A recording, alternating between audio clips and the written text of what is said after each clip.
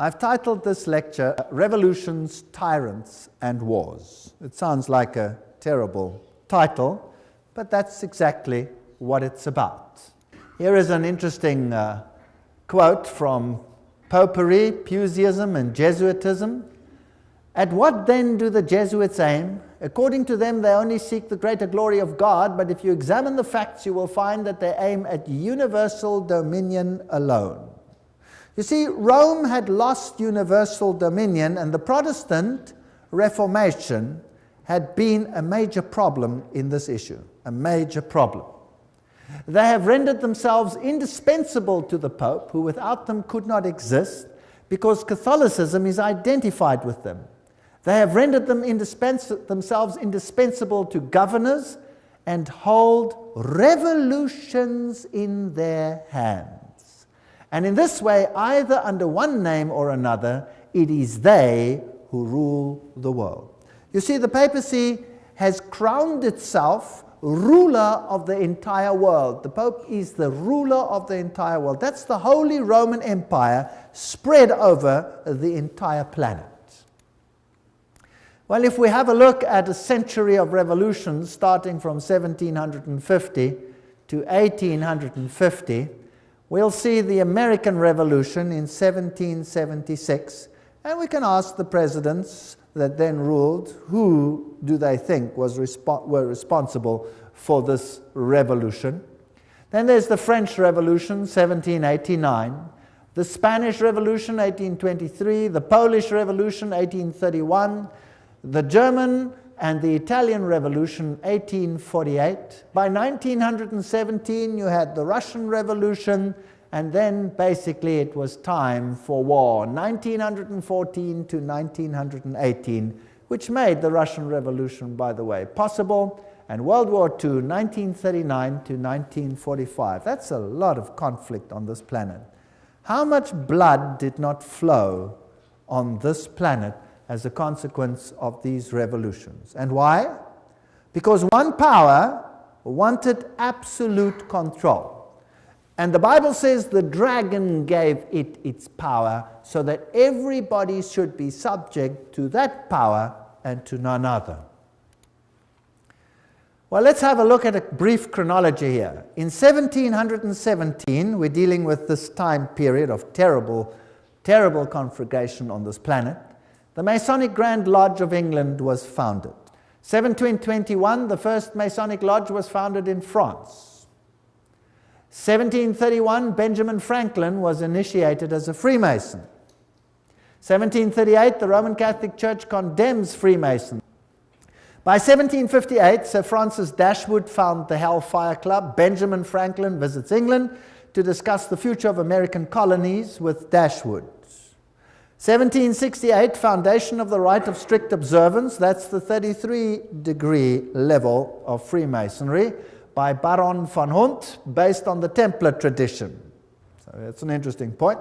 And then Frederick of Prussia, Frederick the Great, I don't know what was so great about him, but nevertheless, founded the Order of the Architects of Africa and uses the title Illuminati to describe his neo-Masonic lodges. So that's just a brief history as we're going along. 1770, Benjamin Franklin was elected Grand Master of the Nine Sister Lodge in Paris. 1771, Grand Orient Masonry was founded in France. 1776, Order of the Perfectibilists, or Illuminati, was founded. Notice they call themselves perfect. The American Revolution starts. So by 1776, they had put everything in place. 1778, Peter I founded the Secret Circle. 1785, Grand Masonic Congress allegedly plotted the French Revolution.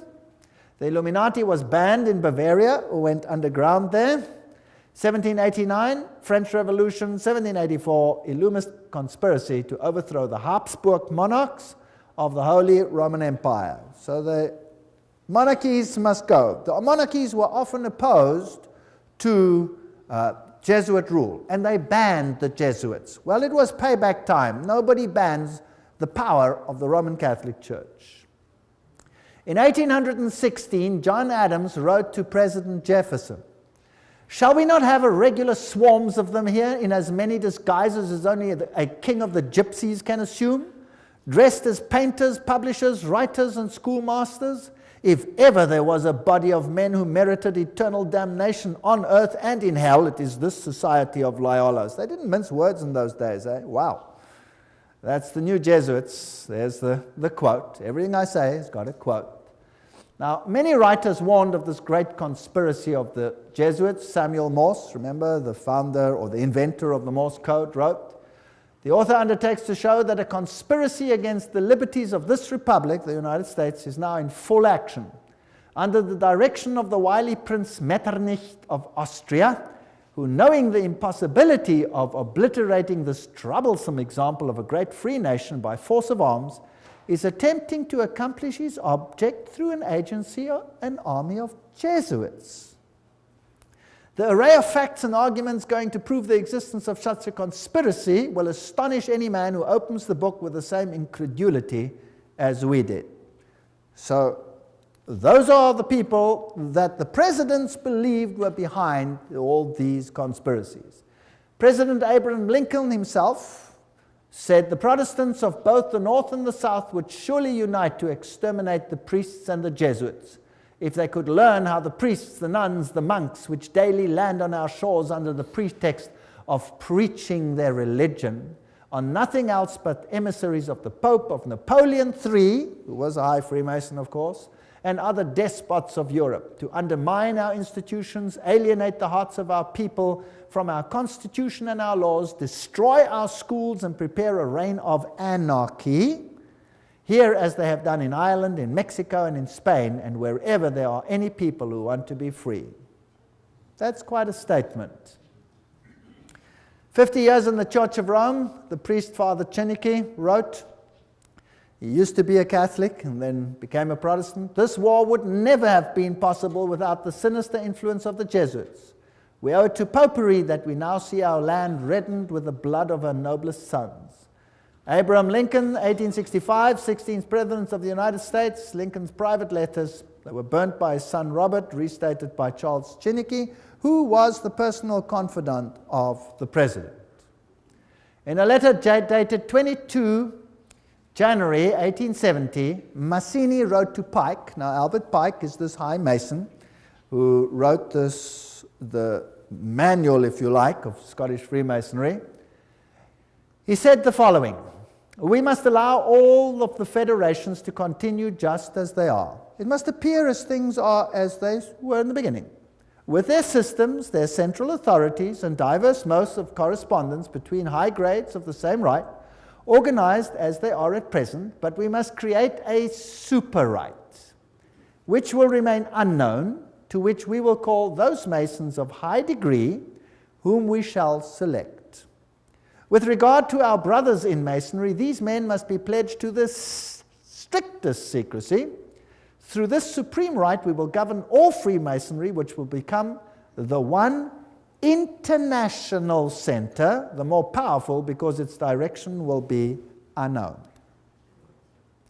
Now, Albert Pike wrote a letter to Mazzini, and that was dated August 15, 1871, in which he propagated that there should be a world order, a one order where all nations are under the control of one central organization.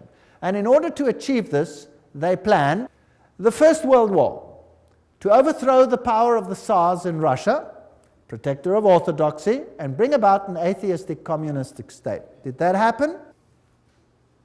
The Second World War, that's also written long before the event, to originate between Great Britain and Germany, to strengthen communism as antithesis to the Judeo-Christian culture, and bring about a Zionist state in Israel.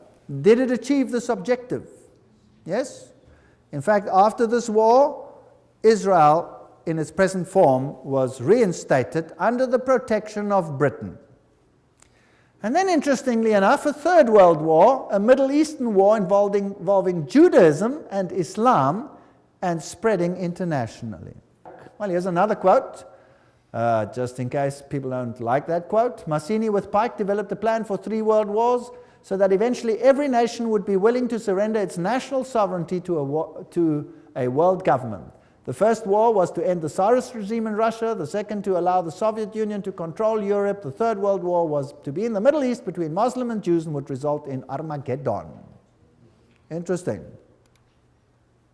Now, how were they going to do it? Let's read what Albert Pike wrote about these wars and how they were going to be unleashed. He wrote, quote, "We shall unleash the nihilist and the atheist," so the destroyer and the atheist, "and we will provoke a formidable social cataclysm which in its horror will show clearly to the nations the effect of absolute atheism. Origin of savagery in the most bloody turmoil. Then everywhere the citizens obliged to defend themselves against the minority of revolutionaries will exterminate these destroyers of civilization, and the multitude, disillusioned with Christianity, will receive the pure light through the universal manifestation of the pure doctrine of Lucifer. The destruction of Christianity and atheism, both conquered and exterminated at the same time." Wow, what a clever plan.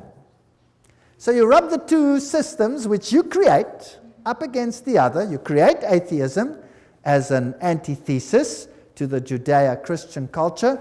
You have these two clash until they rub each other up, and then out of that you will get a new world order where you have a new religion which is far more esoteric and actually honors Satan. Isn't that a rather clever plan?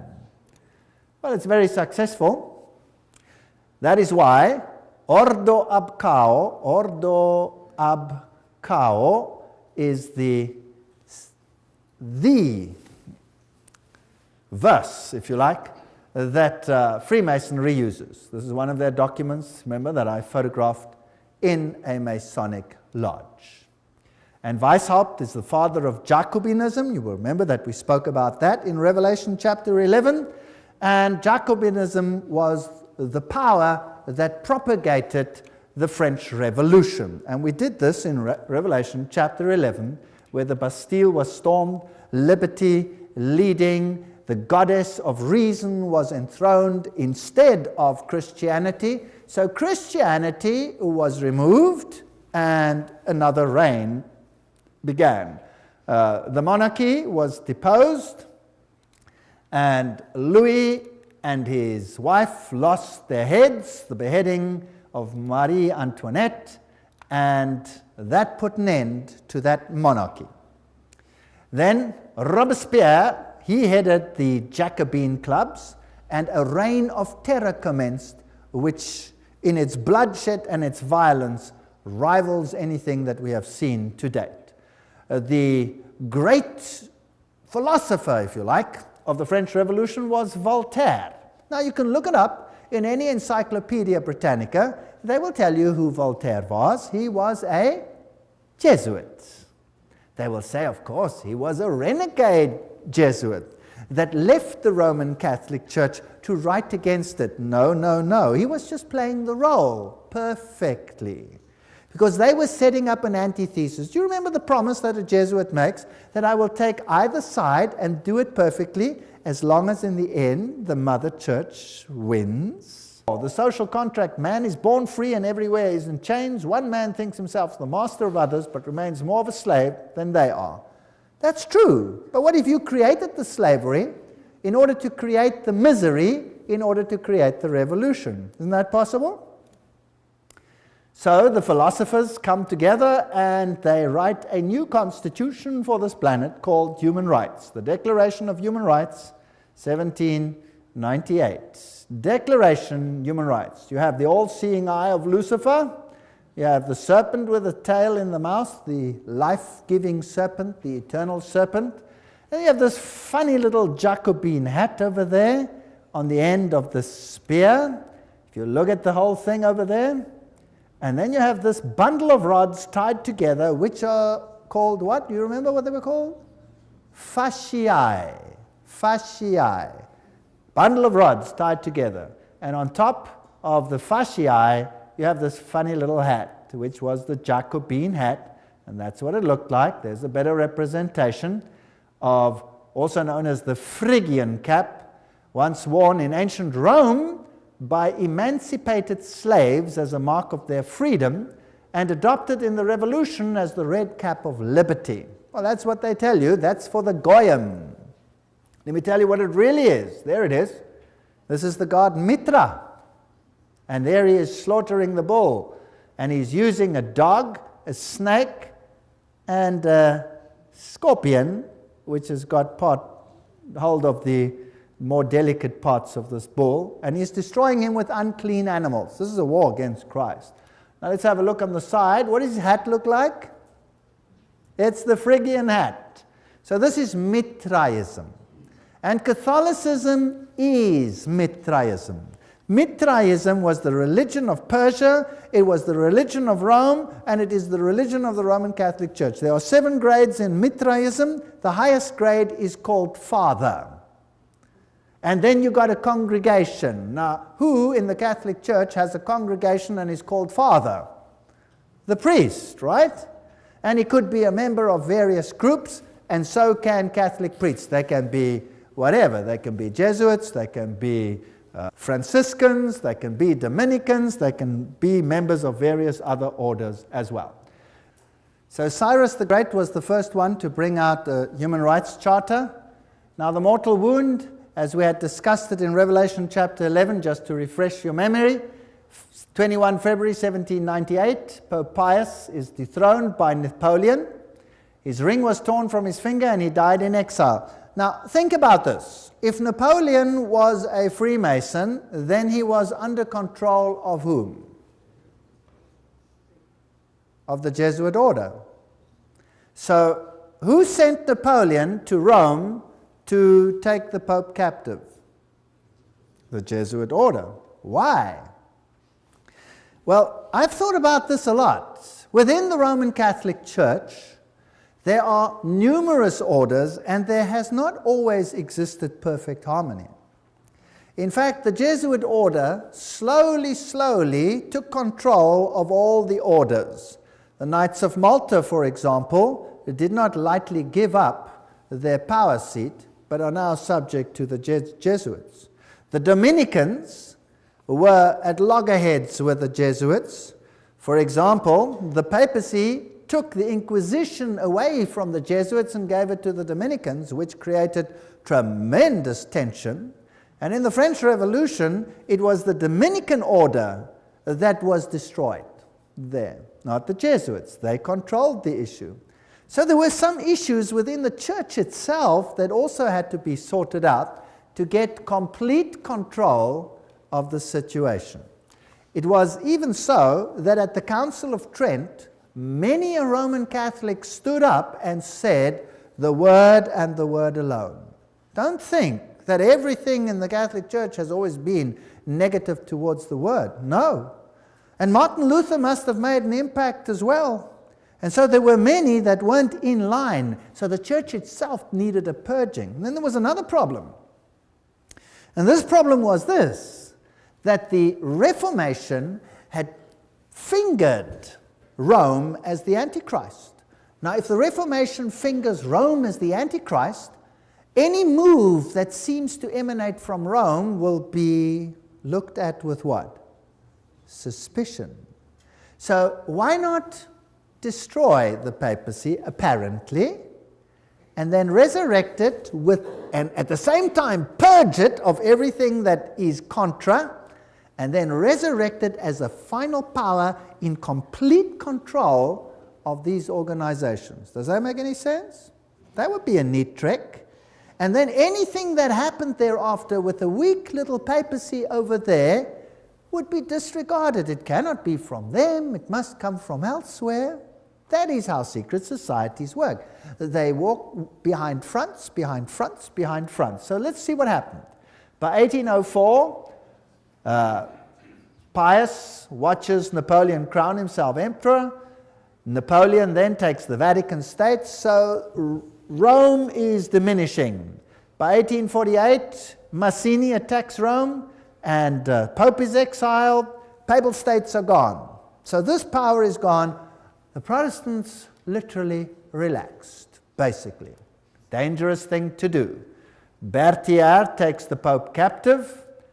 Weishaupt and his fellow Jesuits cut off the income to the Vatican by launching and leading the French Revolution, by directing Napoleon's conquest of the Catholic Europe, and by eventually having Napoleon throw Pope Pius VII in jail at Avignon, until he agreed, note, as the price of his release, to re-establish the Jesuit order. It had been banned, even in the Catholic Church, imagine that. So it had worked underground.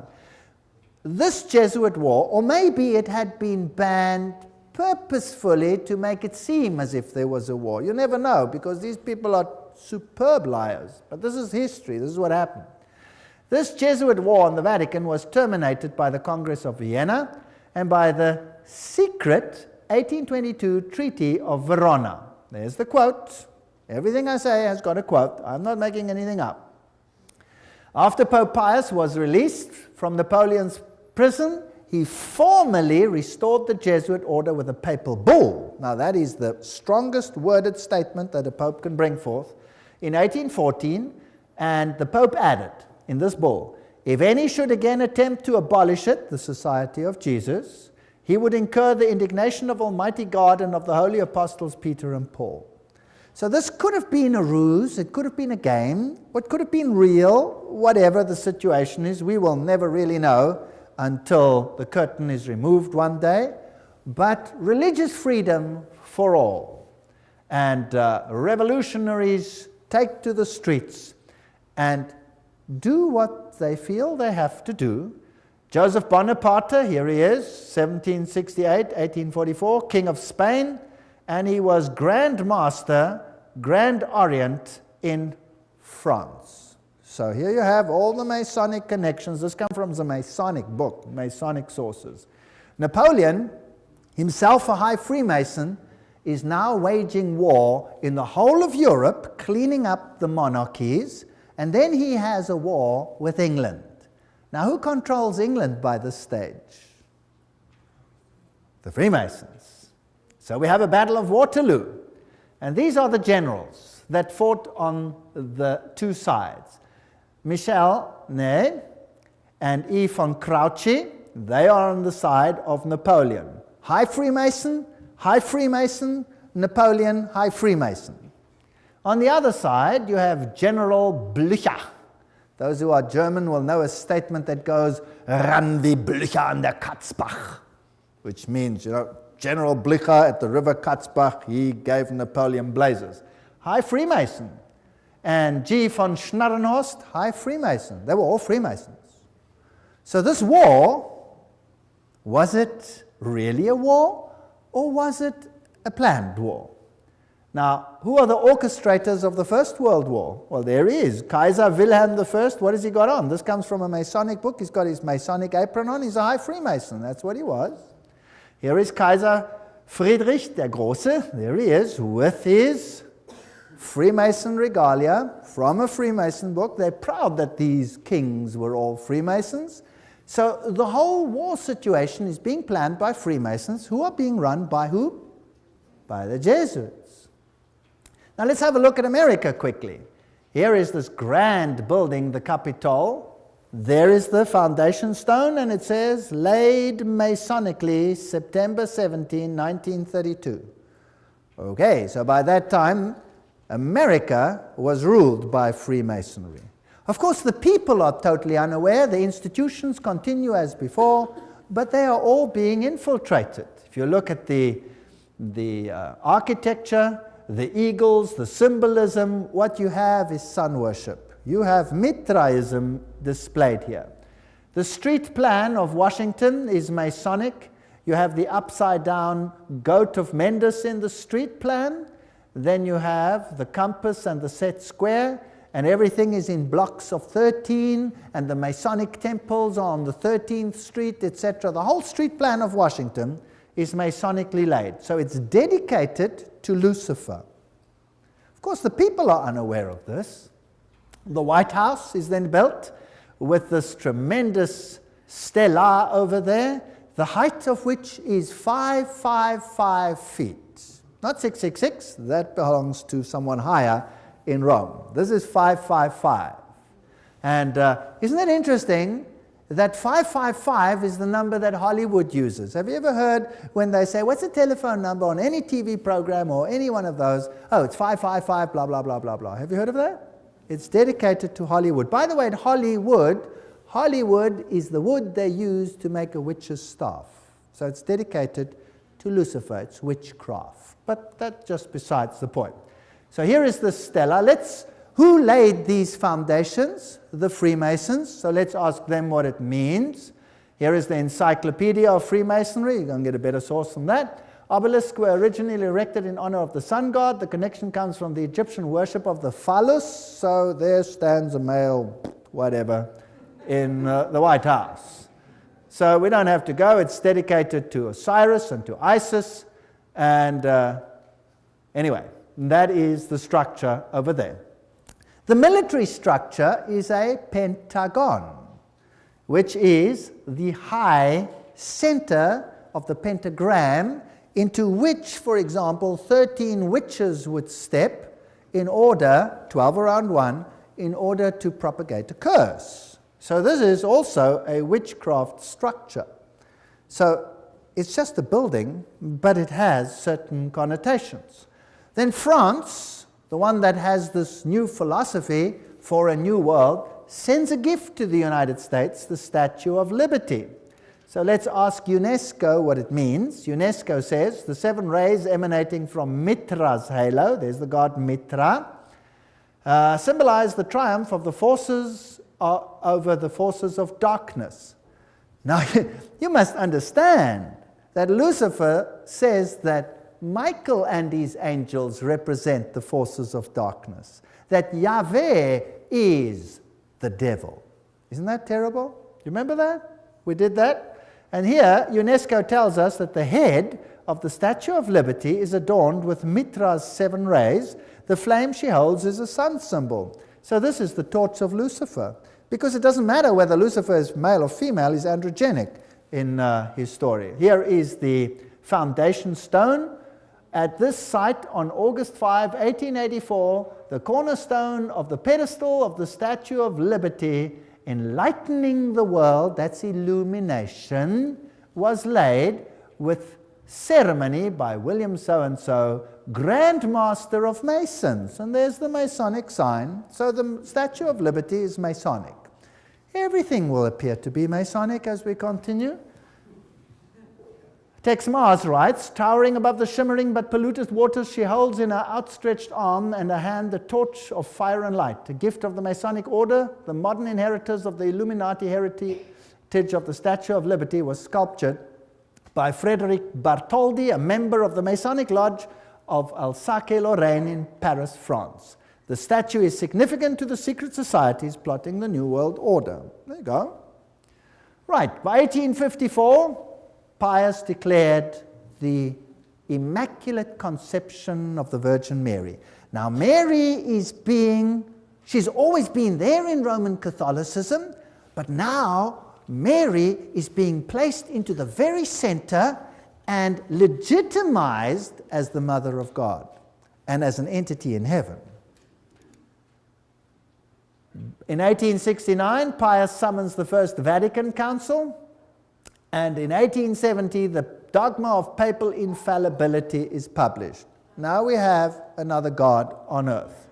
And ultramontanism triumphs. The Jesuits see to it that all power is concentrated in one man.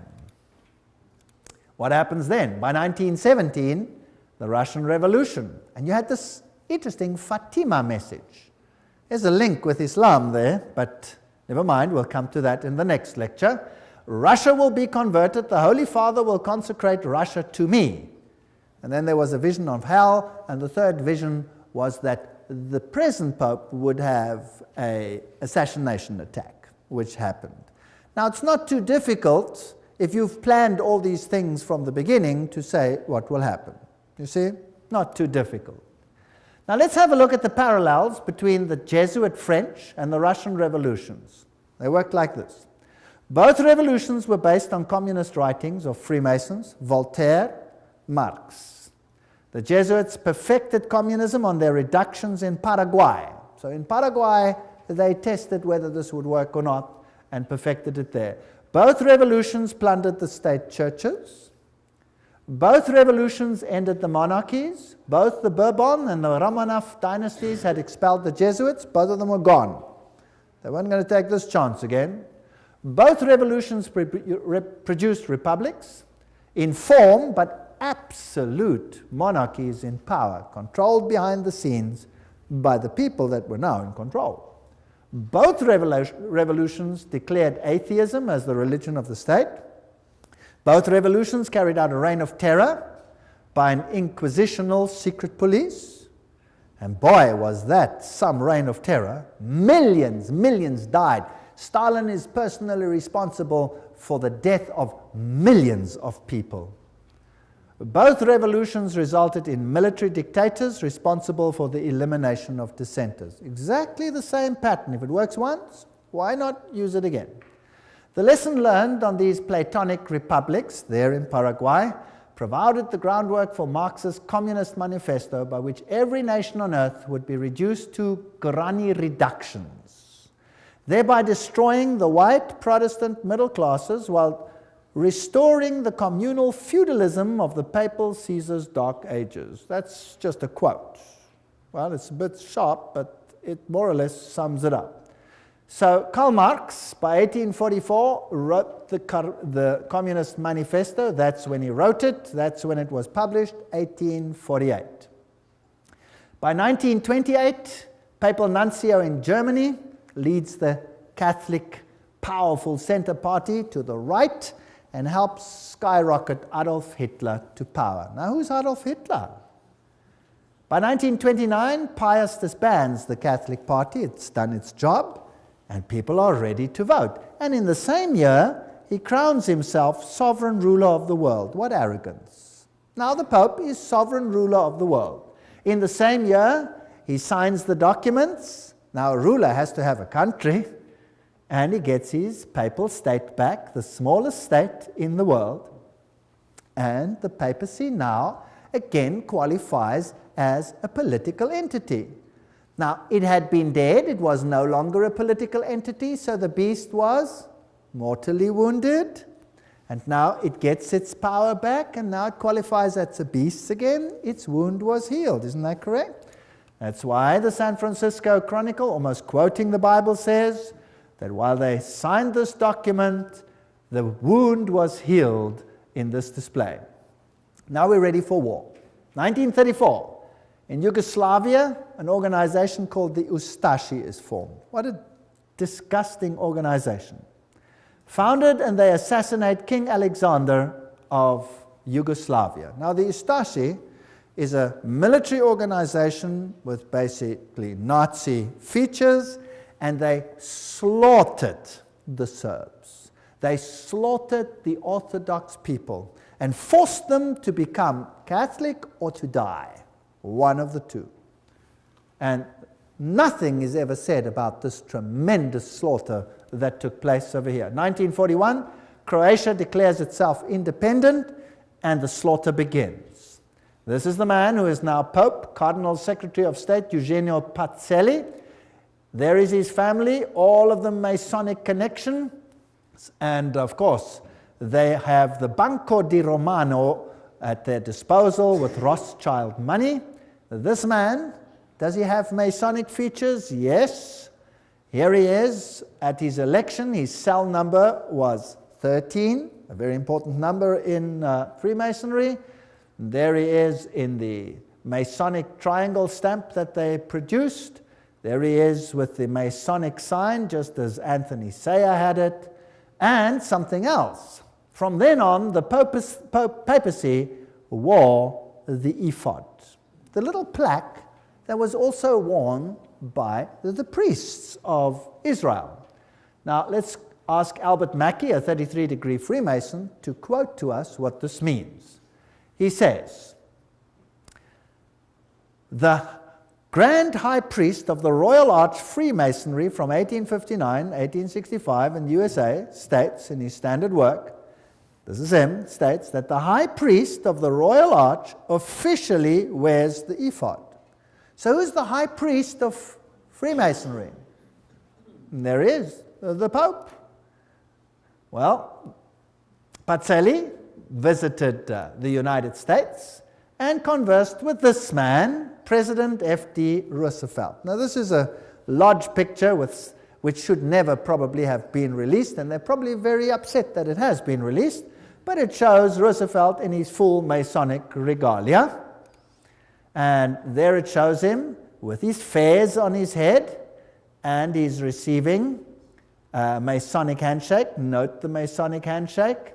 And interesting fez, we will come to that in the next lecture, what that all symbolizes, why they are wearing fezes. And he appoints Myron Taylor as special envoy to the Vatican. Now, let's have a look at the Freemason political leaders in the United States, and I'm just quoting from various sources and web pages. There will be different ones here, so you can check it out for yourself, to show you just who's control at the moment. We'll just run through them quickly and see what degrees they are. Bill Clinton, 33 degree. Newt Gingrich, 33 degree. Bob Dole, 33 degree. Jack Kemp, 33 degree. Storm Thurmond, 33 degree. Colin Powell, 33 degree. Jesse Helms, 33 degree. Barry Goldwater, 33 degree. Al Gore, probably 33 degree. Then another one over here, another one, James Monroe, Andrew Johnson, James Garfield, McKinley, Roosevelt, of course, William Taft, Franklin Roosevelt, Harding, Lyndon Johnson, Gerald Ford, Ronald Reagan, George Bush, all of them, Yitzhak Rabin, Yasser Arafat, Prince Philip, Duke of Kent, many others. Here's another source. Saddam Hussein, that's interesting, we'll have to come to him, 33 degree Freemason. Tony Blair, 33 degree. Gerhard Schröder, Prime Minister of Germany, if you like, President, 33 degree. Benjamin Netanyahu, 33. Yasser Arafat, 33 degree. Ronald Reagan, Gorbachev, Helmut Kohl, Shimon Peres. Helmut Kohl is also a committee of 300. Francois Mitterrand, 33, was Grand Orient Lodge, of course. Yitzhak Rabin, Willy Brandt, all of these old ones were Freemasons. Some more. Joseph Stalin. He was Illuminati. He was a member of the Grand Orient Lodge. Leon Trotsky, Grand Orient Lodge. Kissinger is a member committee of 300. J. Edgar Hoover, 33. Cecil John Rhodes, Aleister Crowley. Walt Disney was a 33 degree Freemason.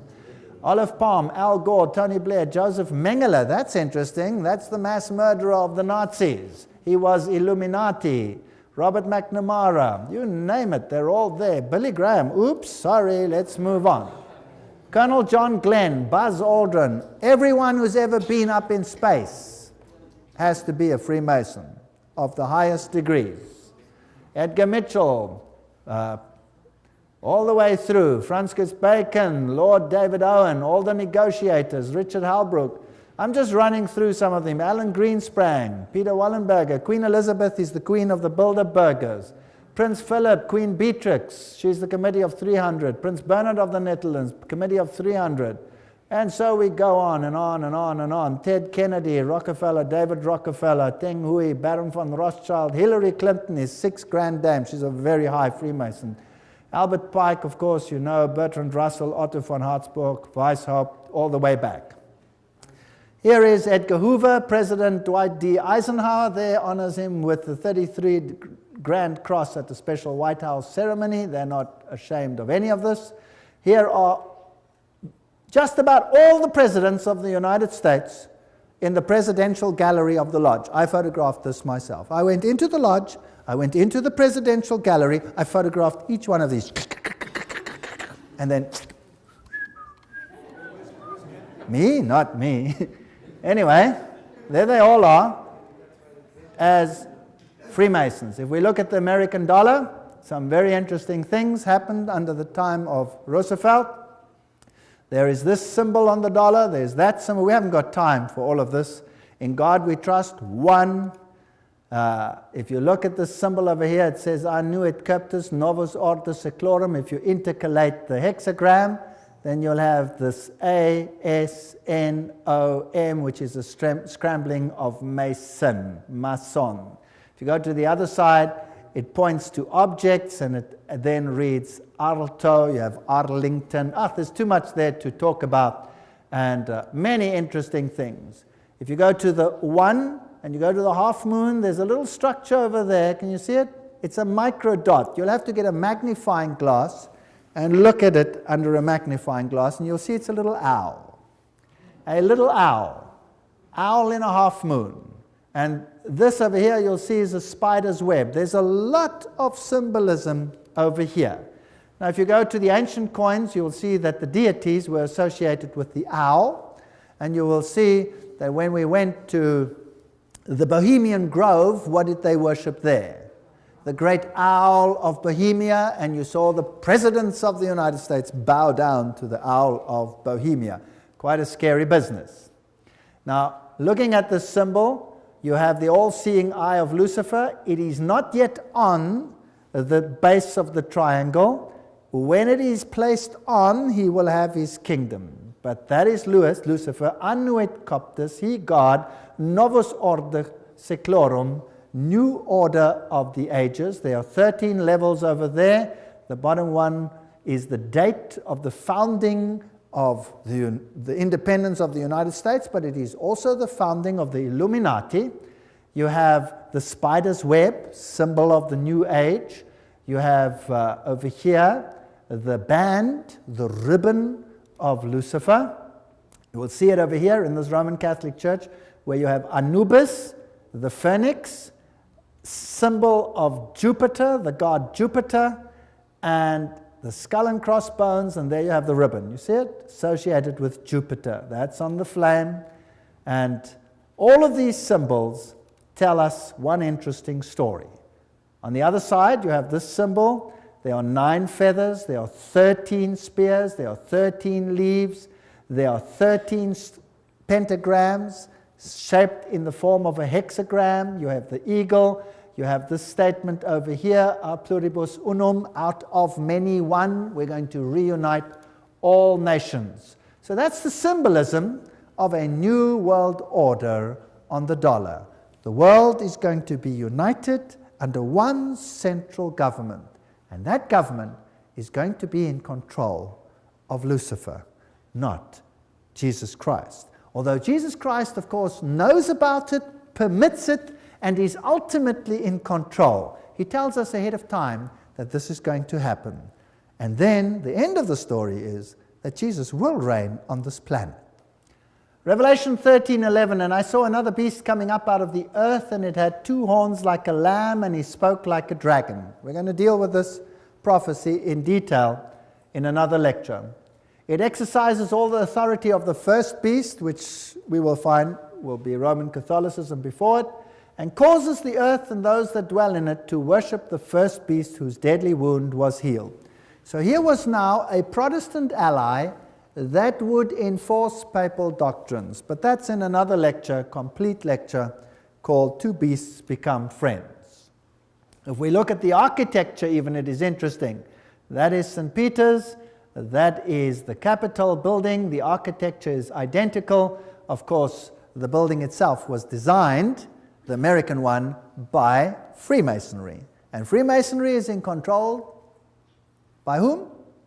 The Jesuit order. Now let's have a look at some of the symbolism over there and some of the interesting issues. We are now ready for the Second World War, and the 3 main role players of the Allies are this man over here, Winston Churchill, and he was a what? 33-degree Freemason. We saw Roosevelt in his full Masonic regalia. He was a 32 or 33-degree Freemason. And then we have Stalin, who was, of course, Grand Orient member, so 33-degree Freemason. They're all on one side.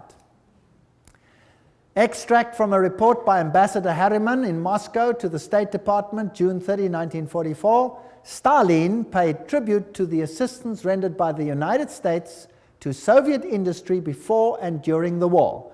He said that about 2/3 of all the large industrial enterprises in the Soviet Union had been built with United States help or technical assistance. The other third had been Britain. So who built the USSR? Who built it? The West. The West financed it and built it.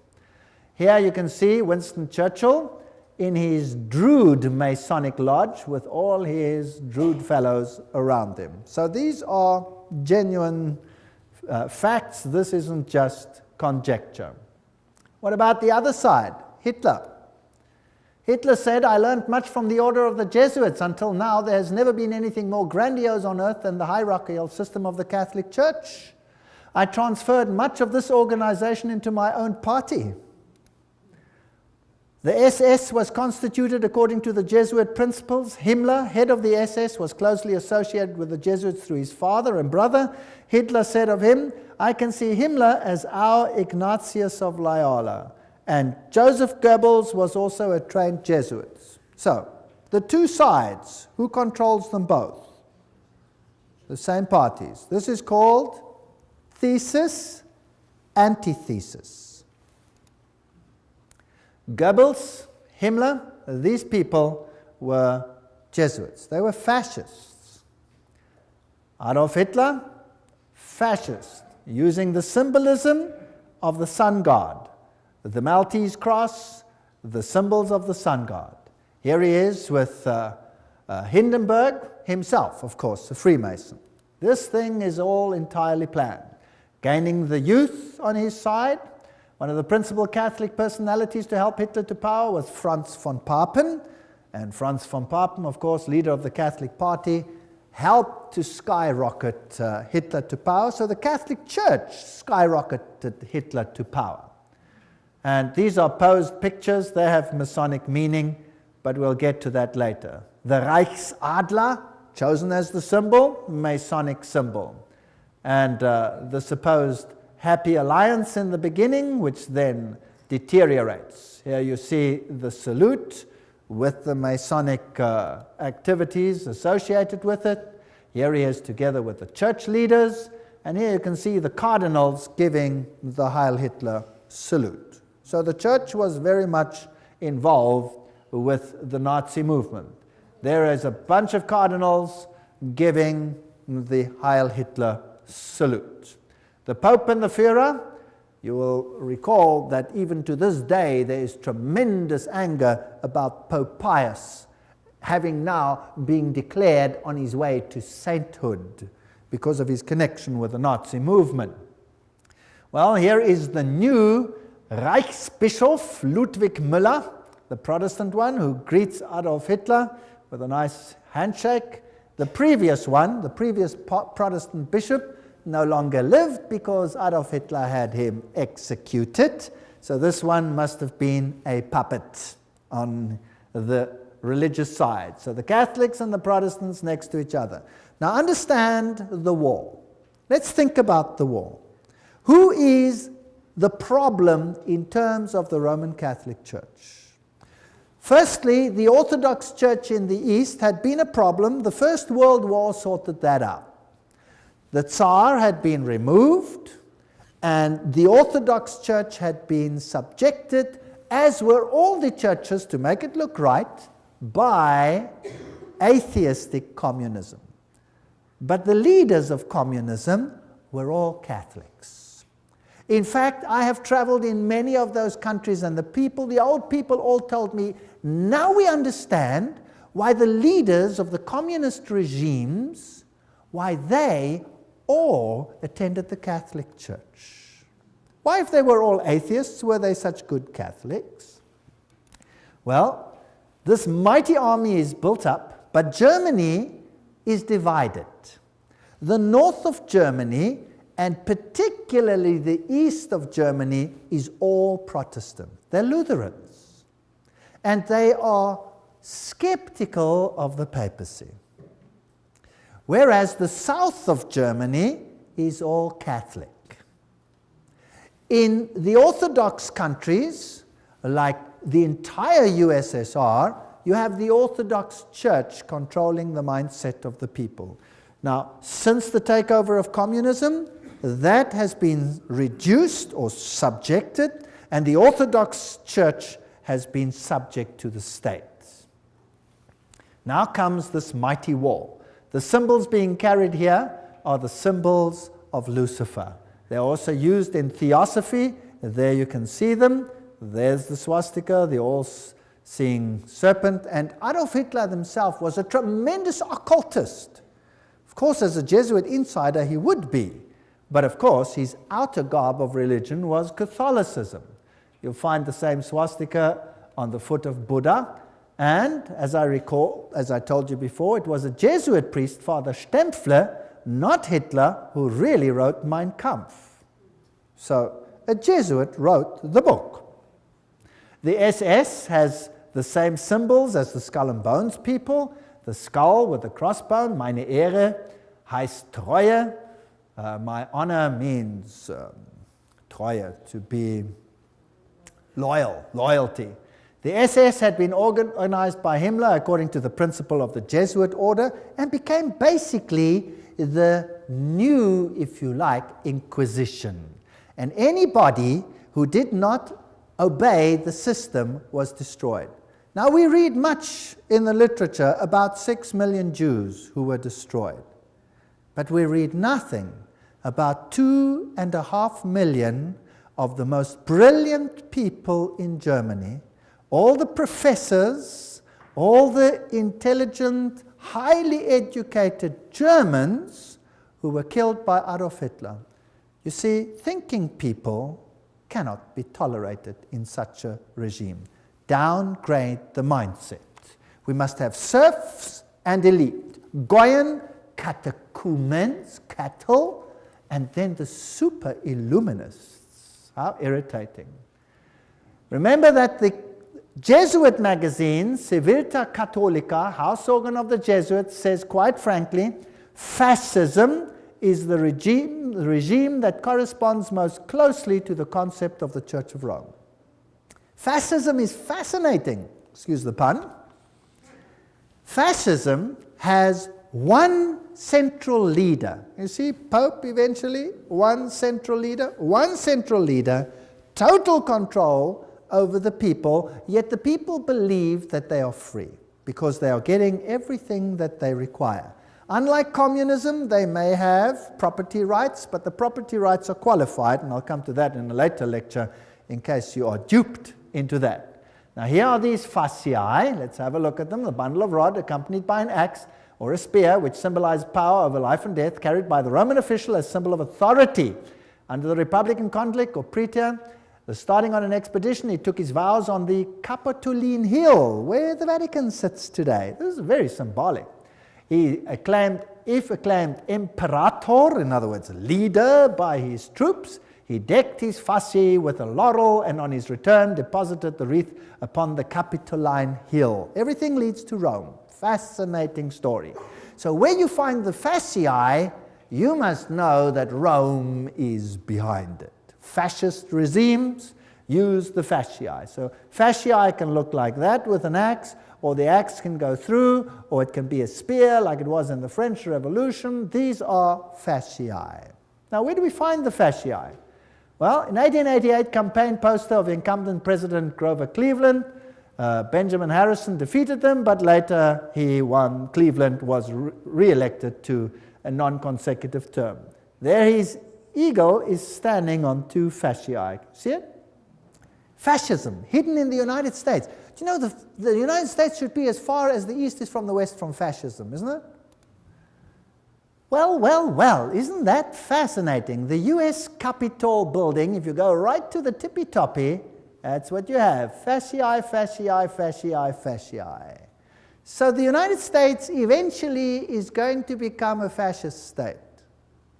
Nobody would have believed that 50 years, 100 years ago, 10 years ago, maybe not even 5 years ago. Today, what does it look like? Is there mighty state control over every single one, just like in the times of the SS? If you move, is there a new law coming out which will watch the people of the state? Yes or no? Yes, Patriot Bill, have you heard of that? All kinds of interesting laws coming out. Now, what type of government is that? Interesting. There it is. Did you know that the fasciae here, fasciae behind the rostrum podium of the House of Representatives in Washington, D.C., Note the back of the chair resembles a golden axe. There it is, the axe and the fasciae. So they knew this all along. They're just waiting for the opportunity, biding their time. Ancient Roman coins with the fasciae. Here is a fasciae on the back of a dime in America, with a flame there, fasciae on a US dollar, and presidents sitting next to fasciae is Washington. Even Abraham Lincoln sat on a fasciae chair. Here's the insignia of the National Guard. It has fasciae. There are fasciae and the Statue of Liberty. Let's read what Anthony Sutton, remember this man who wrote about Skull and Bones, educated at the University of London, Gottingen, California, research fellow, Hoover Institute. This is an important man. Let's see what he has to say. How the order creates war and revolution. Talking now about Skull and Bones, which is the Illuminati, which is the Jesuits behind the scenes, as we have seen. Operational history of the order can only be understood within the framework of Hegelian dialectic process. Hegel, the great man who said, always create two directions, thesis, antithesis, rub them up against the other. Who cares how many people die in the process? Then you have synthesis. Then you get what you actually want. From this axiom, it follows that controlled conflict can create a predetermined history. For example, when the Trilateral Commission decided managed conflict, etc., we read this quote before, so I'll just skip it. The synthesis, that's which comes together, sought by the establishment is called the New World Order. Without controlled conflict, this New World Order will not come about. Random individual action of persons in society would not lead to this synthesis. It's artificial. Therefore, it has to be created. So you hear about a war here and a war there and a revolution here and a revolution there. Revolutions have to be financed. You never hear where the money comes from to finance them. Who finances the revolutions? Who runs them? You see? So you have Nazis against Soviet Unions, North Korea, North Vietnam, ad nauseum against the United States. The conflict built profits while pushing the world ever closer to a one-world government. Now, isn't it logical that that's what Satan wants? He wants a one-world government. So in Hegelian philosophy, the conflict of political right and political left, or thesis and antithesis in Hegelian terms, is essential to forward movement of history and historical change itself. Have you noticed that every country has a left party and a right party? Have you heard about that? And your country has it too, otherwise there would be no point to vote, right? Two of them. Now, let's have a look how this is worked. President Woodrow Wilson made this statement. This is now a president speaking. Some of the biggest men in the United States in the fields of commerce and manufacturing know that there is a power so organized, so subtle, so complete, so pervasive that they had better not speak above their breath when they speak in condemnation of it. Aha, so here is a power that controls things. Karl Marx in Das Kapital posed capitalism as thesis and communism as antithesis. Now you'll have Jesuits clamoring for capitalism and you'll have Jesuits clamoring for communism. The clash of opposites must, in the Hegelian system, bring about a society neither capitalist nor communist. That's synthesis. Moreover, in the Hegelian scheme of events, this new synthesis will reflect the concept of the state as God and the individually as totally subordinate to an all-powerful state. If you don't do what the state says, sizzle fits. That's what Adolf Hitler practiced. 2.5 million Germans, sizzle fits, gone. What then is the function of Parliament? Now take note, I'm not saying this, I'm reading it. I get criticized for this statement. You cannot believe. Please don't criticize me. Write to these people. I'm just quoting. What then is the function of a parliament, a congress, for Hegelians? These institutions are merely to allow individuals to feel that their opinions have some value and to allow a government to take advantage of whatever wisdom the peasant may accidentally demonstrate. All right? Now let's see how Hegel puts it himself. This is now the great philosopher Hegel where the politicians bow down to him. He says, by virtue of this participation, subjective liberty and conceit with their general opinion, individuals, can show themselves palpably efficacious and enjoy the satisfaction of feeling themselves to count for something. In other words, we're just idiots. So if you vote, who are you voting for? I'll tell you who you're voting for. I always say this. They vote for the devil in pink or the devil in blue. The vote makes no difference. It's a joke. Politics is a joke. War, the organized conflict of nations for Hegelianism, is only the visible outcome of the clash between ideas. As John Dewey, the Hegelian darling of modern education system, puts it, he's in control of the whole new world education. War is the most effective preacher of the vanity of all merely finite interests. It put an end to the selfish egoism of the individual, by which he would claim his life and his property as his own or as his family's. Did you get that? Now, surely Rome doesn't think like that. Oh, I'll show you papal bulls which will make your hair stand on end. New ones. Compare this to the spirit and letter of the Constitution of the United States, which says absolutely the opposite. All right? So for these elitists, the state is supreme, and a self-appointed elite running the state acts indeed as God on earth. The rest are catechumens, cattle, goyim. College textbooks present war and revolution as more or less accidental results of conflict, but they're never in Western textbooks will you find the evidence that revolutions need finance, and the source of the finance, in many cases, traces back to Wall Street.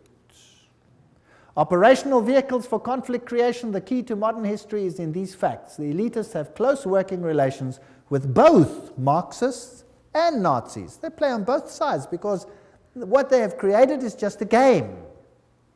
In this memorandum, we will present the concept that world history, certainly since 1970, reflects deliberately created conflict with the objective of bringing about a synthesis, a new world order. So let's have a look how it worked. Here's the order. The thesis is Marxist Russia, Second World War now. The antithesis, Nazi Germany. Who financed them? Who financed the Russians? Guarantee Trust Company. Who financed the Nazis? Guarantee Trust Company. And then you have Harriman, formerly of Harriman and Company, etc., etc. Same people over here. Harriman, Nazi interests. Same people finance both sides.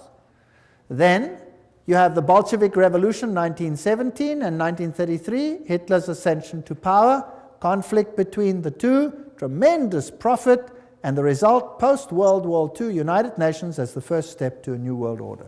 There you have it. Beautifully. Financed by the same sides.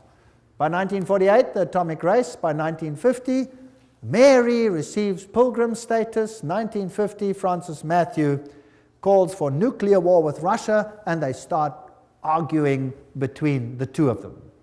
Notice how many were killed by Stalin. Among the 1,766,188 victims up to the beginning of 1922, figures obtained from the Soviet documents, nearly 5,000 were priests, teachers, nuns, etc. of the Greek church. As soon as the persecution extended to the millions of Lutheran, Reformed, Baptist, Methodist, and especially Mennonite Christians, the circulation of the Bible is not only strictly forbidden, but punishable by exile. So that's what Stalin did. Stalin killed millions. We hear of 6 million Jews. Well, think in terms of 30, 40, 50 million people when you think of Stalin, the greatest mass murderer this world has ever seen. And Foster Dulles, President Kennedy, what is the story there? Well, here is Kennedy, and he's married to this young lady, Jacqueline Kennedy, and they are setting up the United States for a tremendous conflict in the end, and every president has to play the game. Eventually, this president dies, and this one takes over, Lyndon Johnson. But did you know something interesting? A president has to swear on the Bible when he takes over. Did you know that Lyndon Johnson refused to swear on the Bible? What did he swear on? Lyndon Johnson is sworn in as president by Judge Sarah D. Hughes. Just hour after the assassination, Judge Hughes brought a small Bible for the swearing-in ceremony, but it was substituted for a Roman Missal mass book that was found on the plane. So he swears on a Roman Missal, he refused to swear on the Bible. Doesn't that tell you something? Isn't that interesting? I find that very interesting. Now, why did that president have to go? He was a Roman Catholic after all. Is it possible that not all Roman Catholics are so easily duped? Here's the motorcade as it travels along. Here you have Mrs. Kennedy helps the Secret Service agent, Clint Hill, climb into the car at the back when the president was shot. And here are the roses she received. Very interesting. Here is Dallas, 11/22. On November 22, 1963, John Fitzgerald Kennedy, 35th President of the United States, visited Dallas. That's interesting. Also the number 11 over there. That's the building. Here's the building from which he was apparently assassinated, from that window, so they say. There it is, a little bit larger. And here's the plaque where they have written what happened over here. On November 22, the building gained the national notoriety when Lee Harvey Oswald, and somebody did the trouble to underline allegedly, shot and killed President John F. Kennedy. And most people don't believe that Lee Harvey Oswald shot the president. The president's car came down the street. That tree was not yet there and was apparently shot from that window over there. And it happened approximately where I'm standing relative to this picture. Now notice as he comes down here, he's traveling on this side of the road. And imagine hordes of people standing on either side. And here is a little uphill. And when you go further into the hall over here, there was a picket fence. And if you looked from the picket fence, you could look down onto this street.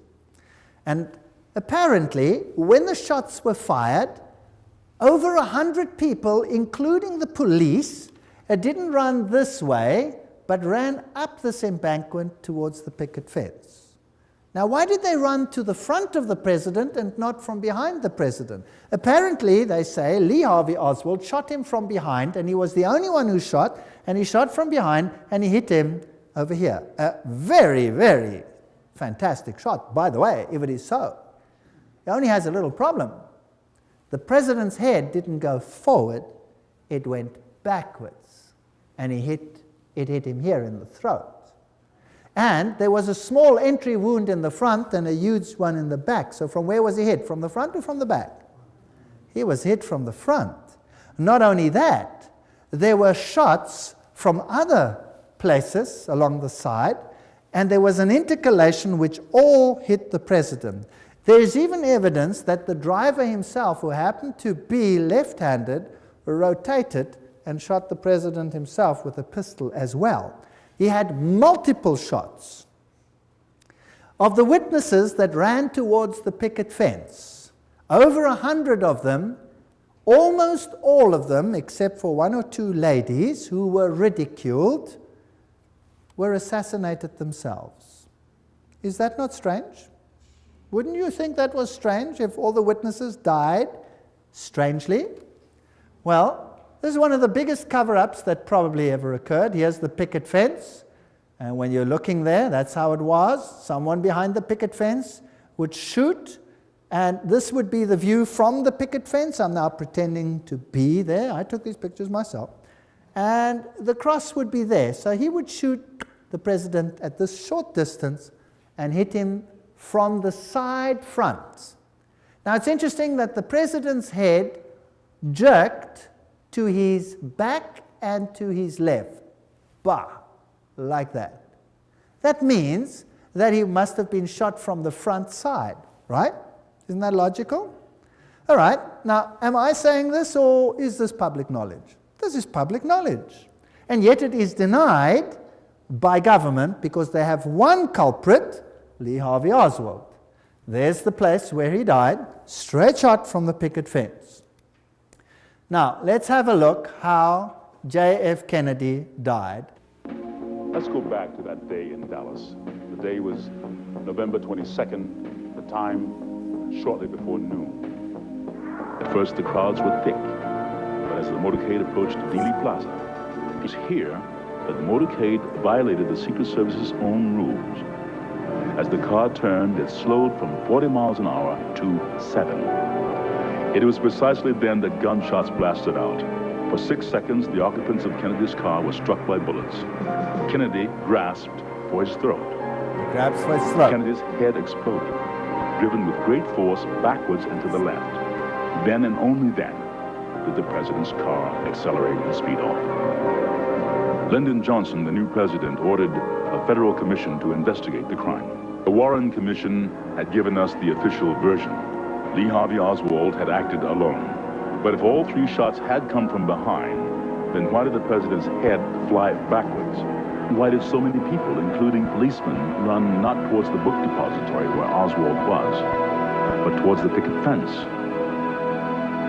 If the Warren Commission was right, why did so many witnesses claim to see something completely different from the official report? As many as 177 people died simply for knowing too much.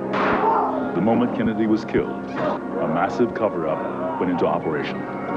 Witnesses were threatened and many were killed. Ian Hill interviewed immediately afterwards. Shots rang out and he grabbed his chest. There was an interval and then 3 or 4 more shots rang out. By that time the motorcade had sped away. With us now is Gene Hill. He was closer to the president's car than anyone else at the time of the shooting. Ms. Hill is a Dallas grade school teacher and has feared for her life for the last 29 years. I understand that 2 men claiming to be Secret Service agents interrogated you after the assassination. What were you asked? They asked me what I had seen. I told them that I'd seen the president hit, that I saw a shooter from the knoll, and that I'd heard 4 to 6 shots. But they told me I didn't hear but 3 shots. Were you ever interviewed by the Warren Commission? Oh, yes. I was interviewed by Arlen Specter, who, well, he tried very hard to discredit everything I said. He accused me of all kinds of things, from like a shabby marital affair to seeking publicity to just downright lying. We found the real facts, and certainly no one in the intervening 25 years has disproved our basic conclusions. It was Specter who came up with the so-called magic bullet theory, which tracks one bullet going through both Kennedy and Texas Governor John Connally. The bullet was later discovered virtually intact on Connally's hospital stretcher. The truth, had it been known, had it come out, would have revealed there was a conspiracy. Conspiracy to kill the president needed a scapegoat, a patsy, someone who would take the blame. There were many things you weren't supposed to see, like the paraffin test given to Oswald. It proved conclusively that Oswald had not fired a rifle that day, or the spy camera found in Oswald's possessions, issued to him by the U.S. government, or Oswald's letter to a Mr. Hunt requesting his next assignment. The only Hunt we know of in this case is Howard Hunt of the CIA, who shared the same office with Oswald in New Orleans. The office belonged to Guy Bannister, foreman with the FBI. Not only was this address on Oswald's supposedly pro-Castro leaflets, but the account Oswald used to print the leaflets belonged to the CIA. Howard Hunt with the CIA, Guy Bannister with the FBI, and Lee Harvey Oswald, all in the same office.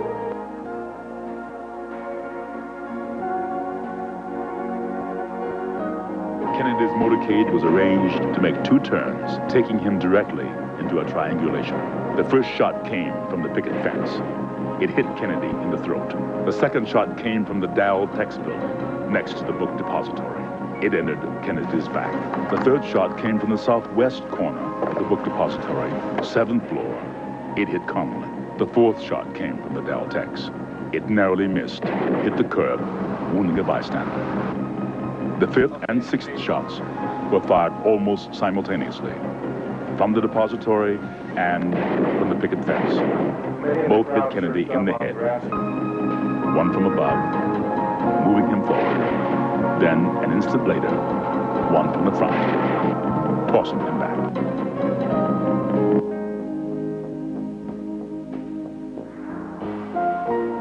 Here you see the passenger in the front turning back, looking at the president. Instead of jumping back to assist him, he turns forward. The driver's now rotating. The weapon comes into view and he fires. You'll see this repeatedly in these sequences. Kennedy's been shot in the throat. He's leaning to his left. The driver now begins to rotate. His left arm comes over his right shoulder and he fires now. Again, you see the driver rotate. You see the weapon come into view. He's rotating again. The weapon is in view. He fires. You can clearly see his head turning and his arm and the weapon extending into view over his right shoulder. One of the first activities of William Greer after the presidential limousine arrived at Parkland Hospital was to attain a bucket and a sponge and water and begin to wash the blood and brains off of the presidential limousine. There's a new theory about the assassination of John F. Kennedy. A government scientist says police audio tapes provide new evidence of a second gunman. If it could be proved that the sound on the tape was a gunshot and that, in fact, it came from the grassy knoll, then it would provide some evidence that there was a second gunman in addition to Lee Harvey Oswald. But so far, few who agree with the conclusion made by Thomas. Hello? Yes, Rick. Go ahead, please. Yes, I'd like to know why it's taken so long for this information and the truth to be exposed. First place, it hasn't been exposed yet, and I don't think it ever will be. Secrecy in government is designed for one purpose and one purpose only. Not to keep the enemy or the opposition from knowing what's going on, but to keep the American people from knowing what is going on. And all the evidence that exists, or might have existed, that would implicate the government in Kennedy's assassination, you can be sure that evidence is now destroyed. So even if everything is released now, the chances of solving the Kennedy assassination and attaching the blame to the guilty parties is almost impossible.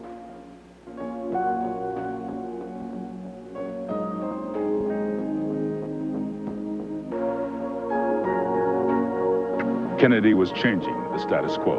He decided he could no longer trust the CIA. He was transferring covert operations directly to the Joint Chiefs of Staff. Shortly after that, he fired Allen Dulles, who had been the Director of Central Intelligence since 1953. Kennedy continued to make enemies as he pulled back from world confrontation. He ordered U.S. troops out of Vietnam. This was an incident that took place. Well, you saw that driver rotate, if you could see it. It was very difficult. You could see his head go back. You could see all these things. Vatican Assassin says, but after the failure of the Bay of Pigs invasion, President Kennedy changed due to his betrayal by the Jesuit Council of Foreign Relations in the person of McGeorge Bundy. He sought to break the CIA into 1,000 pieces. Now, the CIA would be like the SS. Why break that? Then he called for a return to America's currency to the gold standard. That was a major problem that would stop the Federal Reserve. And another thing that he said, I will separate church and state. I think that was a big mistake that he made in the eyes of the Jesuits. Remember that Loyola said, finally let all with such artfulness gain the ascendant over princes, noblemen, and magistrates of every place, that they may be ready at our beck even to sacrifice their nearest relations and most intimate friends when we say it is for our interest and advantage. That's fascinating. We know, of course, that Jacqueline Kennedy was raised in a Jesuit convent, but let's leave it there. One of Nixon's main speechwriters during 3 whole years was Jesuit father, the Reverend John McLaughlin, who wrote Nixon's speeches at a salary of $32,000 a year, which was a lot of money at that time. And the next president, one of the next ones, Gerald Ford, there's his own signature, 33-degree Freemason. I took this picture myself in the Masonic Lodge. There he signs it, 33-degree Freemason. These people are not who they say they are. And when we look at him, and we look at these handshakes that they have, and the Holy Alliance between the papacy and the United States of America, this is, by the way, a signal picture, and Reagan appointed this man to be representative to the Vatican. So by 1987, Pope John Paul visits the United States. President Reagan meets him and he says, As you exhort us, we will listen. This is not separation of church and state. For with all our hearts we yearn to make this good land better still. The Pope is quoted as saying, I come as a friend of America and of all Americans, Catholics, Orthodox, Jews, all men of goodwill. Well, interesting. Here he is together. This, by the way, also a Masonic signal picture, but we won't go into the details. That's also a Masonic signal picture. We won't go into those details. How do they plan their trips? Let's ask them. Here's Ronald Reagan planning his trip to this president of Russia. And then in September, Gorbachev proposed a pre-summit meeting in Reykjavik, Iceland. Washington agreed. The astrologer fixed the time and the date of departure, and at 9:45 on October the 9th, Reagan flew to Reykjavik. For instance, if you have very bad Saturn, you should cultivate Jupiter so that... Wow. He's now acting like Nebuchadnezzar. Let's call the astrologers to tell us when this meeting should take place. You know, the 11th is a very important date. Presidents die on it. Buildings collapse on it. It's very interesting. My Pope, Pope Paul II, I confirm for you as the Pope of my secret, the Pope about whom I spoke to the children during the apparitions, the Pope of my love and my sorrow. This is what Mary apparently said to the children at Fatima. This is the Pope of the secret, or this is Mary predicted that he would have an assassination, this Pope, and the modern channels through Father Gobi say that this is the Pope of the promise. Well, Malachi Martin, in The Keys of This Blood, this is a pontifical work, writes for a new world order had begun, and Pope John Paul would stride now in the arena of the Millennium Endgame as something more than a geopolitical giant of his age. He was and remains the serene and confident servant of the grand design. There's another Masonic language. He's going to be the head honcho, the main man. All this bloodshed, all these wars. In Germany, what happened? What did the war do in Germany, the Second World War?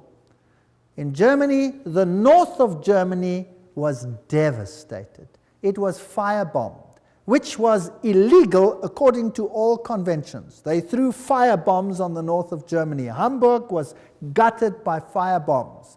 Now, firebombs don't just destroy military targets. What do they destroy? They burn human beings alive. So it was targeted to destroy the people.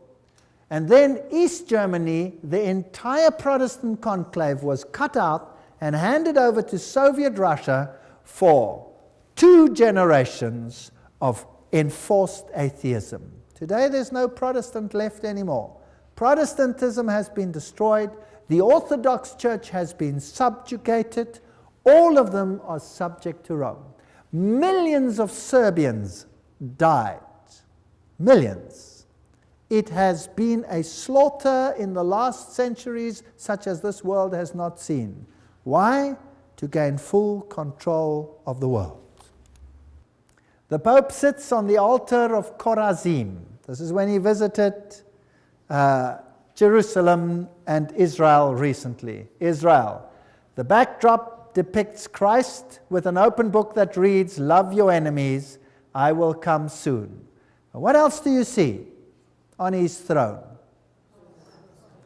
An upside-down cross. There's the Pope too with an upside-down cross, symbol of Lucifer's victory over Jesus. This is a sad state of affairs, and we looked at the teachings of Illuminism, we looked at the teachings of the Masonic order, of the secret societies, and we saw that Lucifer was their god. They said so themselves.